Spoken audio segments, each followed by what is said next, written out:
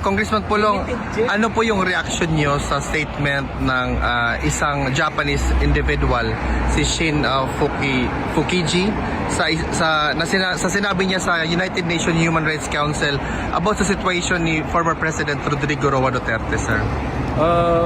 Una sa lahat, nagpapasalamat tayo sa observation niya and for bringing it to the United Nations, ang opinion niya at observation niya sa aming tatay na si PRRD.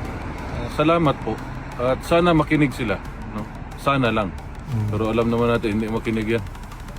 So maraming salamat. Kalimut ko siya, ito yung pangalan. Shun Mr. Fukiji. Yeah.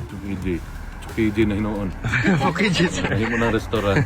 Sige, sir. Salamat kayo sa imong observation ug sa imong pagsuporta sa among amahan.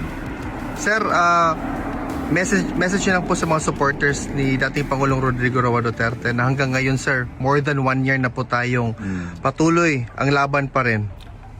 Maraming salamat po sa lahat ng Pilipino na sumusuporta pa rin sa kay PRRD at salamat sa patuloy nyo at sana po at magpatuloy pa ang pagdasal sa kanyang health. Salamat.